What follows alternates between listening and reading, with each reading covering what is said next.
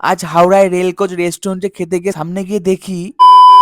তো হ্যালো আমার প্রিয় বন্ধু বান্ধব, আজ আমি চলে এসেছি হাওড়ার মল্লিক ঘাট, কলকাতার সবচেয়ে পুরনো এবং ব্যস্ত ঘাটগুলির মধ্যে একটা, যেখানে সকাল মানেই হাজার হাজার ফুলের আস্তরণ। আর এই ঘাটে দাঁড়িয়ে বোঝা যায় শহর শুধু দৌড়ায় না, কখনো কখনো থেমেও থাকে। মানুষের ব্যস্ততা, নৌকার আওয়াজ আর গঙ্গার হাওয়া সব মিলিয়ে আলাদা একটা ভাইবস দেবে তোমাকে। আর দিনের শেষে সূর্য যখন গঙ্গার জলে মিশে যায়, তখন বোঝা যায় এই শহরটা এত কেন স্পেশাল। সত্যি বলতে ব্যস্ত শহরের মাঝখানে এই ঘাটটা যেন একটু শান্তির জায়গা। এনিওয়ে, তারপর ওখানে ঘুরতে ঘুরতে আমার প্রচন্ড খিদে লেগে যায়। আর যেহেতু আমি হাওড়া এসেছিলাম, ভেবেছিলাম রেল কোচ রেস্টুরেন্টে যাবো, বাট এখানে এসে দেখি তো ভাই আলাদাই ব্যাপার, তালা ঝুলানো।